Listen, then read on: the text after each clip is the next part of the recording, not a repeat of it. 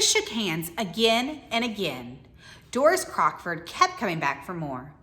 A pale young man made his way forward, very nervously. One of his eyes was twitching. "Professor Quirrell," said Hagrid. "Harry, Professor Quirrell will be one of your teachers at Hogwarts." "Potter?" stammered Professor Quirrell, grasping Harry's hand. "Can't tell you how pleased I am to meet you." "What sort of magic do you teach, Professor Quirrell?"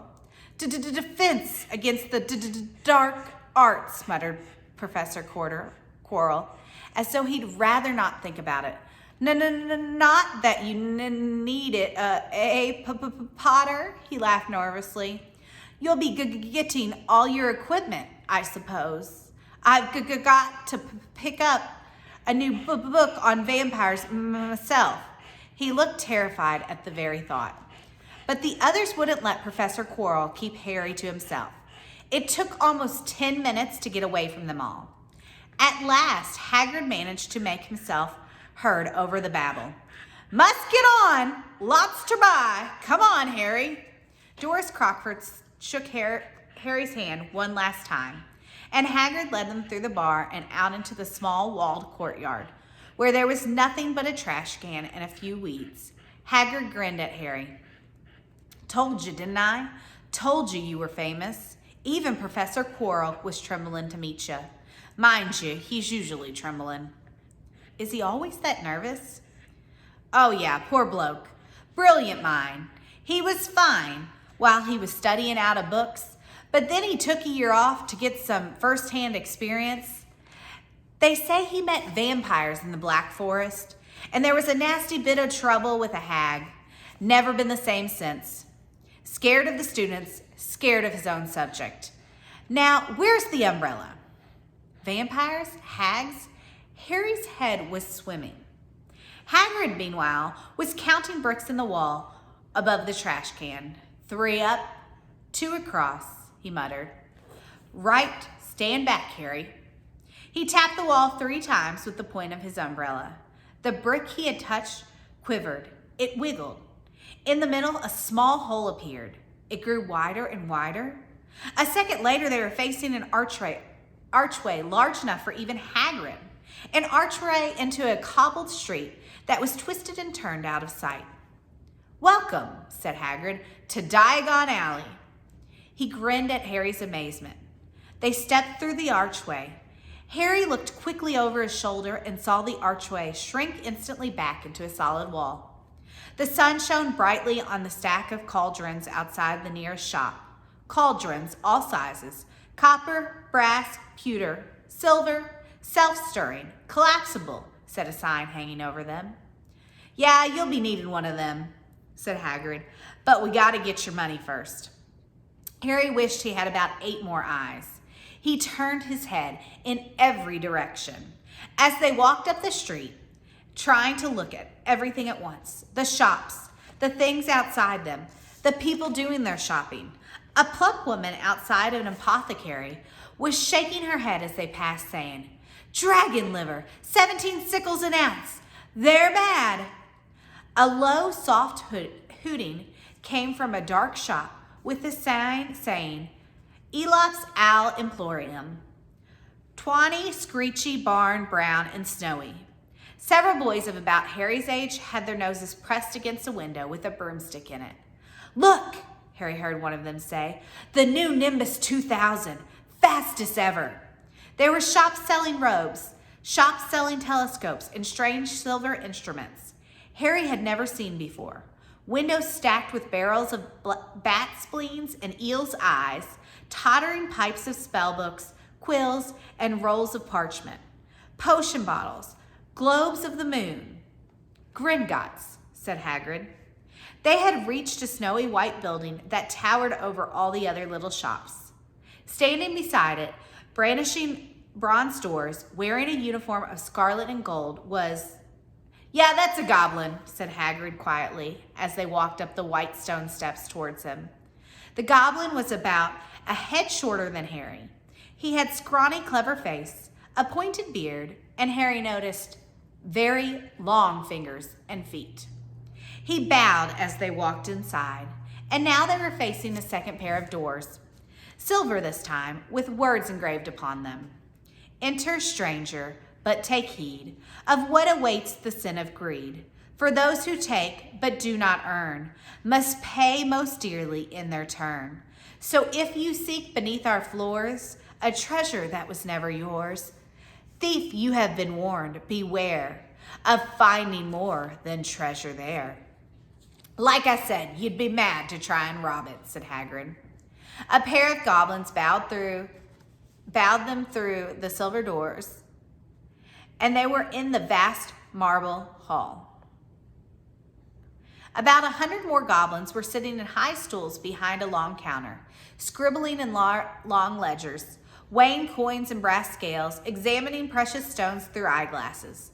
There were too many doors to count, leading off the hall, and yet more goblins were showing people in and out of these. Hagrid and Harry made for the counter. "Mornin'," said Hagrid to a free goblin. "We've come to take some money out of Mr. Harry Potter's safe."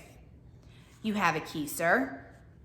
"Got it here somewhere," said Hagrid, and he started emptying his pockets onto the counter, scattering a handful of moldy dog biscuits over the goblin's book of numbers.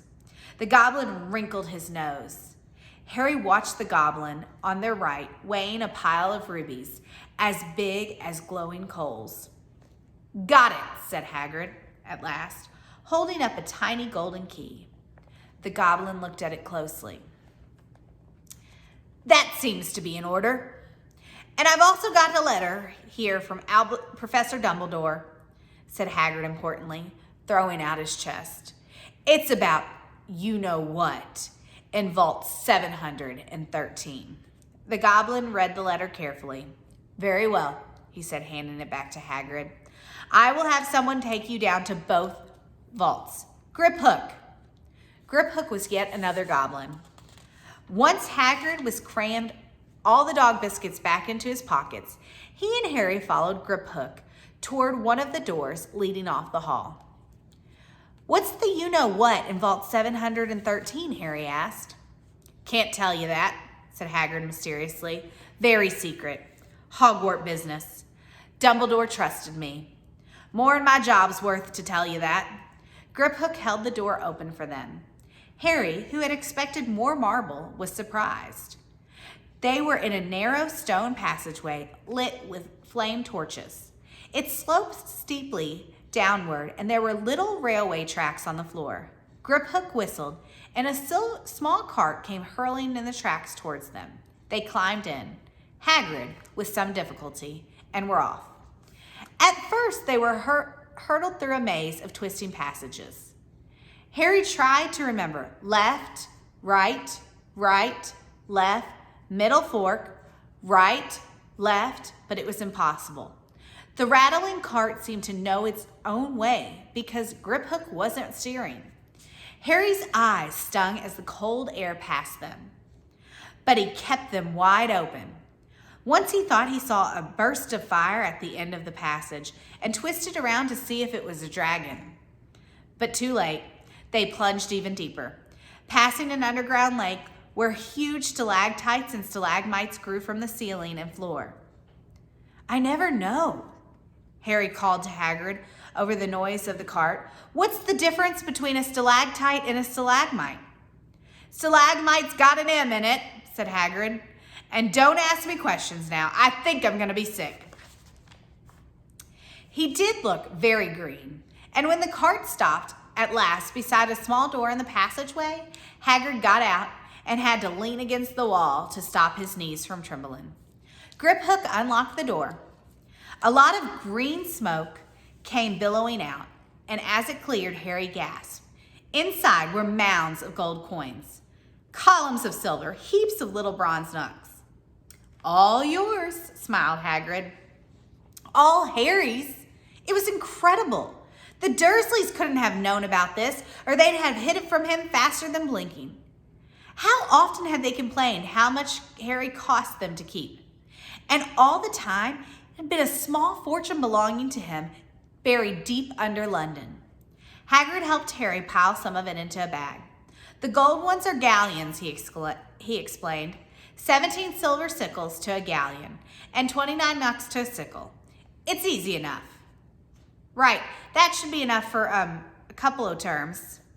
We'll keep the rest safe for you. He turned to Grip Hook. Vault 713 now, please. And can we go more slowly? One speed only, said Grip Hook. They were going even deeper now and gathering speed. The air became colder and colder as they hurled around tight corners. They went rattling over an underground ravine, and Harry leaned over the side to try to see what was down at the dark bottom. But Hagrid groaned and pulled him by the scuff of the neck. Vault 713 had no keyhole. Stand back, said Grip Hook importantly. He stroked the door gently with one of his long fingers, and it simply melted away. If anyone but a Gringotts goblin tried that, they'd be sucked through the door and trapped in there, said Grip Hook. How often do you check to see if anyone's inside? Harry asked. About once every 10 years, said Grip Hook with a rather nasty grin. Something really extraordinary had to be inside this top security vault. Harry was sure, and he leaned forward eagerly, expecting to see fabulous jewels, or at the very least. But at first, it was empty. Then he noticed a grubby little package wrapped up in brown paper lying on the floor. Hagrid picked it up and tucked it deep inside his coat. Harry longed to know what it was, but knew better than to ask. Come on, back to the infernal cart, and don't talk to me on the way back. It's best if I keep my mouth shut, said Hagrid. One wild cart ride later, they stood blinking in the sunlight outside of Gringotts. Harry didn't know where to run first now that he had a bag full of money. He didn't have to know how many galleons there were to a pound to know that he was holding more money than he'd ever had in his whole life. More money than even Dudley had ever had. Might as well get you a uniform, said Hagrid, nodding towards Madame Malcolm's robes for all occasions. Listen, Harry, would you mind if I slipped off for a pick-me-up at the Leaky Cauldron? I hate them Gringotts carts. He did still look a bit sick, so Harry entered Madame Malcolm's shop alone, feeling nervous. Madame Malcolm was a squat, smiling witch dressed all in mauve. Hogwarts, dear, she said, when Harry started to speak. Got the lot here. Another young man being fitted up now, in fact. In the back of the shop, a boy with pale, pointed face was standing on a footstool, while a second witch pinned up his long black robes. Madame Malkin stood Harry on a stool next to him, slipped a long robe over his head, and began to pin it to the right link. Hello, said the boy. Hogwarts too? Yes, said Harry. My father's next door buying my books, and my mother's up the street looking at wands, said the boy. He had a bored, drawn voice. Then I'm going to drag them off to look at racing brooms. I don't see why first years can't have them. I think I'll bully father into getting me one, and I'll smuggle it in somehow. Harry was strongly reminded of Dudley. Have you got your own broom? The boy went on. No, said Harry. Play Quidditch at all? No, Harry said again, wondering what on earth Quidditch could be. I do. Father says it's a crime if I'm not picked to play for my house, and I must say I agree. Know what house she'll be in yet? No, said Harry, feeling more stupid by the minute. Well, no one really knows till they get there, do they? But I know I'll be in Slytherin. All our family has been. Imagine being in Hufflepuff. I think I'd leave. Wouldn't you? Said Harry, wishing he could say something a bit more interesting. I say, look at that man, said the boy suddenly, nodding towards the front window. Hagrid was standing there grinning at Harry and pointing to 2 large ice creams to show that he couldn't come in. That's Hagrid, said Harry, pleased to know something the boy didn't. He works at Hogwarts. Oh, said the boy, I've heard of him. He's sort of a servant, isn't he? He's the gamekeeper, said Harry. He was liking the boy less and less every second.